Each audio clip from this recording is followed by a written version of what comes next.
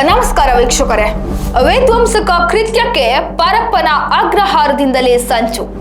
ಭಾರತಕ್ಕೆ ಬೇಕಾಗಿದ್ದ ಸಲ್ಮಾನ್ ರೆಹಮಾನ್ ಖಾನ್ ರವಾಂಡಾದಲ್ಲಿ ಬಂಧನ. ಹೌದು, ಭಾರತದ ವಿವಿಧೆಡೆ ವಿಧ್ವಂಸಕ ಕೃತ್ಯ ನಡೆಸಲು ಸಂಚು ರೂಪಿಸಿರುವುದರ ಜೊತೆಗೆ ಭಯೋತ್ಪಾದಕ ಚಟುವಟಿಕೆಗಳಲ್ಲಿ ಭಾಗಿಯಾಗಿದ್ದ ಲಷ್ಕರ್ ಎ ತೊಯ್ಬಾ ಸಂಘಟನೆಯ ಸಂಚುಕೋರ ಸಲ್ಮಾನ್ ರೆಹಮಾನ್ ಖಾನ್ ನನ್ನು ಪೂರ್ವ ಆಫ್ರಿಕಾದ ರವಾಂಡಾ ದೇಶದಲ್ಲಿ ಬಂಧಿಸಲಾಗಿದೆ.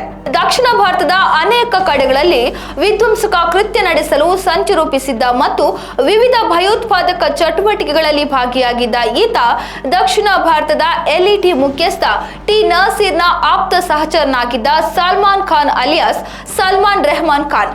ಈ ನಾಸೀರ್ ಕೇಂದ್ರ ಪರಪ್ಪನ ಅಗ್ರಹಾರ ಕೇಂದ್ರ ಕಾರ್ಯಾಗೃಹದಲ್ಲಿ ಕುಳಿತು ಬೆಂಗಳೂರು ಸೇರಿ ದಕ್ಷಿಣ ಭಾರತದ ವಿವಿಧೆಡೆ ವಿಧ್ವಂಸಕ ಕೃತ್ಯ ನಡೆಸಲು ಹುನ್ನಾರವನ್ನು ಮಾಡ್ತಾ ಇದ್ದ. ಇವನ ಕಾರ್ಯಕ್ಷಮತೆ ಹೇಗಿತ್ತು ಎಂದ್ರೆ, ಇವನು ಉಗ್ರನಾಗಿರುವುದು ಮಾತ್ರವಲ್ಲದೆ ಮುಸ್ಲಿಂ ಸಮುದಾಯದ ಯುವಕರನ್ನು ಉಗ್ರ ಸಂಘಟನೆಯತ್ತ ಸೆಳೆಯಲು ಕೇಂದ್ರ ಪರಪ್ಪನ ಅಗ್ರಹಾರ ಕಾರಾಗೃಹದಲ್ಲಿಯೇ ಬಲೆ ಹೆಣೆಯುತ್ತಾ ಇದ್ದ. ಅದಕ್ಕೆ ಬೇಕಾದ ಎಲ್ಲಾ ಪೂರ್ವ ತಯಾರಿಗಳನ್ನು, ಕಾರ್ಯತಂತ್ರಗಳನ್ನು ಮತ್ತು ಖತರ್ನಾಕ್ ಸಂಚನ್ನು ಅಲ್ಲಿಂದಲೇ ನಡೆಸ್ತಾ ಇದ್ದ. ಈ ವಿಷಯ ಖಾತ್ರಿಯಾಗುತ್ತಿದ್ದಂತೆ ಪೊಲೀಸರು ನಸೀರ್ನ ಆಪ್ತ ವಲಯದ ಮಾಹಿತಿ ಸಂಗ್ರಹ ಮಾಡಿದ್ದಾರೆ. ಅದೇ ವೇಳೆ ಈ ರೆಹಮಾನ್ ಖಾನ್ನ ಹೆಸರು ಕೇಳಿ ಬಂದಿದೆ. ಹಾಗಾಗಿ ಸಿಬಿಐ ಹಾಗೂ ಇಂಟರ್ಪೋಲ್ ಮೂಲಕ ಶಂಕಿತನ ಪತ್ತೆಗಾಗಿ ರೆಡ್ ಕಾರ್ನರ್ ನೋಟಿಸ್ ಹೊರಡಿಸಲಾಗಿತ್ತು. ಈ ಹಿನ್ನೆಲೆಯಲ್ಲಿ ರವಾಂಡಾ ತನಿಖಾ ಸಂಸ್ಥೆ ತನಿಖೆ ಕೈಗೊಂಡು ಶಂಕಿತನನ್ನು ರವಾಂಡಾದಲ್ಲಿ ಬಂಧಿಸಿದ್ದು ಭಾರತದ ತನಿಖಾ ಸಂಸ್ಥೆಗಳಿಗೆ ಹಸ್ತಾಂತರಿಸಿದೆ. ಸದ್ಯ ಈತನನ್ನು ಎನ್ಐಎ, ಸಿಬಿಐ ಹಾಗೂ ಇಂಟರ್ಪೋಲ್ ಅಧಿಕಾರಿಗಳು ಭಾರತಕ್ಕೆ ಕರೆತಂದಿದ್ದಾರೆ. ಸದ್ಯ ಆರೋಪಿಯನ್ನು ಬೆಂಗಳೂರು ಎನ್ಐಎ ವಿಶೇಷ ಕೋರ್ಟ್ಗೆ ಹಾಜರುಪಡಿಸಿ ನ್ಯಾಯಾಂಗ ಬಂಧನಕ್ಕೆ ಒಪ್ಪಿಸಲಾಗಿದೆ. ಇನ್ನು ಆರೋಪಿ ಬಳಿ ಇರುವ ಡಿಜಿಟಲ್ ದಾಖಲೆಗಳನ್ನು ಎನ್ಐಎ ವಶಕ್ಕೆ ಪಡೆದುಕೊಂಡಿದೆ. ಜೊತೆಗೆ ರವಾಂಡಾ ದೇಶದಿಂದ ಮುಚ್ಚಿದ ಲಕೋಟೆಯಲ್ಲಿ ನೀಡಿದ್ದ ಮಹತ್ವದ ದಾಖಲೆಗಳನ್ನು ತೆರೆದು ತನಿಖೆ ಮುಂದುವರಿಸಲು ಎನ್ಐಎ ಕೋರ್ಟ್ ತನಿಖಾಧಿಕಾರಿ ಸೂಚನೆ ನೀಡಿದೆ ಎಂದು ಮೂಲಗಳು ತಿಳಿಸಿವೆ. ಇನ್ನು ಈ ರೆಹಮಾನ್ ಖಾನ್ ಪೋಕ್ಸೋ ಆರೋಪಿ ಕೂಡ ಆಗಿದ್ದಾನೆ. ಈತನ ವಿರುದ್ಧ 2018ರಲ್ಲಿ ಪೋಕ್ಸೋ ಪ್ರಕರಣ ದಾಖಲಾಗಿ 2022ರವರೆಗೂ ಪರಪ್ಪನ ಅಗ್ರಹಾರ ಜೈಲಿನಲ್ಲಿದ್ದ. ಅದೇ ವೇಳೆ ಇವನಿಗೆ ದಕ್ಷಿಣ ಭಾರತದ ಎಲ್ಐಟಿ ಮುಖ್ಯಸ್ಥ ಟಿ ನಸೀರ್ನ ಪರಿಚಯವಾಗಿದೆ.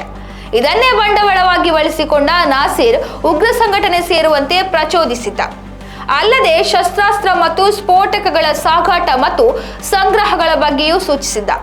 ಜೊತೆಗೆ ಪ್ರಕರಣದಿಂದ ಹೇಗೆ ಬಚಾವ್ ಆಗಬೇಕು ಎಂದು ಸಲಹೆ ನೀಡಿದ್ದ ಎಂಬುದು ಗೊತ್ತಾಗಿದೆ ಎಂದು ಎನ್ಐಎ ಮೂಲಗಳು ತಿಳಿಸಿವೆ. ಇನ್ನೊಂದು ಅಚ್ಚರಿಯ ವಿಷಯ ಏನಂದ್ರೆ, 2023ರ ಜುಲೈನಲ್ಲಿ ಹೆಬ್ಬಾಳ ಠಾಣೆ ವ್ಯಾಪ್ತಿಯಲ್ಲಿ 5 ಶಂಕಿತ ಉಗ್ರರನ್ನು ಬಂಧಿಸಿದ ಸಂದರ್ಭ ಅಲ್ಲಿ ಕೆಲವು ಶಸ್ತ್ರಾಸ್ತ್ರಗಳನ್ನು ವಶಪಡಿಸಿಕೊಳ್ಳಲಾಗಿತ್ತು. ಈ ಶಸ್ತ್ರಾಸ್ತ್ರಗಳನ್ನು ಖುದ್ದು ಸಲ್ಮಾನ್ ರೆಹಮಾನ್ ಖಾನ್ ಪೂರೈಸಿದ್ದ ಎಂಬುದು ಗೊತ್ತಾಗಿದೆ. ಶಂಕಿತ ಉಗ್ರನನ್ನು ಬಂಧಿಸಿದ ವೇಳೆ ಶಂಕಿತ ಜಾಹಿದ್ ತಬ್ರೇಜ್ ಮನೆಯ ಬೀರುವಿನಲ್ಲಿ 6 ಗ್ರೆನೇಡ್ಗಳು ಪತ್ತೆಯಾಗಿತ್ತು. ನೆಲಮಂಗಲ ಟೋಲ್ ಗೇಟ್ ಬಳಿ ಅಪರಿಚಿತನೊಬ್ಬ ಗ್ರೆನೇಡ್ ತಂದು ಕೊಟ್ಟಿದ್ದು, ಅದೇ ವೇಳೆ ಕಾರಿನಲ್ಲಿ ಹೋಗಿದ್ದ ಜಾಹಿದ್ ಅವುಗಳನ್ನು ತಂದು ತನ್ನ ಮನೆಯಲ್ಲಿ ಇರಿಸಿದ್ದ.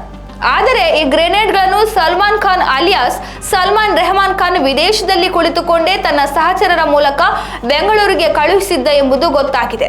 ಆದರೆ ಆಗ ಸಿಸಿಬಿಗೆ ಜುನೈದ್ ಎಂಬಾತ ಕಳುಹಿಸಿದ್ದಾನೆ ಎಂಬುದು ಖಾತ್ರಿಯಾಗಿತ್ತು. ಅನಂತರ ಎನ್ಐಎ ಅಧಿಕಾರಿಗಳು ತನಿಖೆ ಕೈಗೊಂಡಾಗ ಜುನೈದ್ ಮಾತ್ರವಲ್ಲ, ರೆಹಮಾನ್ ಖಾನ್ ಅಲಿಯಾಸ್ ಸಲ್ಮಾನ್ ರೆಹಮಾನ್ ಖಾನ್ ಪೂರೈಕೆ ಮಾಡಿರುವುದು ಪತ್ತೆಯಾಗಿದೆ. ಹಿಂದೊಮ್ಮೆ ನಟ ದರ್ಶನ್ ಪ್ರಕರಣದಲ್ಲಿ ಪರಪ್ಪನ ಅಗ್ರಹಾರ ಜೈಲಿನ ವಿಚಾರ ಮುನ್ನೆಲೆಗೆ ಬಂದಿತ್ತು. ಇದೀಗ ಮತ್ತೆ ಜೈಲಿನಿಂದಲೇ ಉಗ್ರ ಚಟುವಟಿಕೆ ನಡೆಯುತ್ತಾ ಇರುವುದು ಸಾರ್ವಜನಿಕರಲ್ಲಿ ಹಲವು ಪ್ರಶ್ನೆಗಳನ್ನ ಹುಟ್ಟುಹಾಕಿದೆ. ಅದೇನೇ ಇರಲಿ, ಒಟ್ಟಿನಲ್ಲಿ ಕೇಂದ್ರ ಸರ್ಕಾರವು ಭಯೋತ್ಪಾದನೆಯ ವಿಚಾರದಲ್ಲಿ ಝೀರೋ ಟಾಲರೆನ್ಸ್ ಸಮರ ಸಾರಿದೆ. ಇದರಿಂದ ದೇಶದಲ್ಲಿ ವಿಧ್ವಂಸಕ ಕೃತ್ಯಕ್ಕೆ ಸಂಚು ರೂಪಿಸುವ ಭಯೋತ್ಪಾದಕರನ್ನು ಹೆಡೆಮುರಿ ಕಟ್ಟುವ ಕೆಲಸ ಆಗ್ತಾ ಇದೆ. ದೇಶದ ಜನತೆ ನೆಮ್ಮದಿಯಿಂದ ನಿರ್ಭೀತಿಯಿಂದ ಇರಬೇಕಾದರೆ ಭಯೋತ್ಪಾದನೆಯನ್ನು ಬೇರಿನಿಂದಲೇ ಮಟ್ಟ ಹಾಕಬೇಕು. ಇದಾಗಿತ್ತು ಈ ಹೊತ್ತಿನ ವಿಶೇಷ. ಇನ್ನಷ್ಟು ಹೆಚ್ಚಿನ ವಿಚಾರಗಳಿಗಾಗಿ ನೋಡ್ತಾ ಇರಿ ರಿಥಮ್ ಕನ್ನಡ.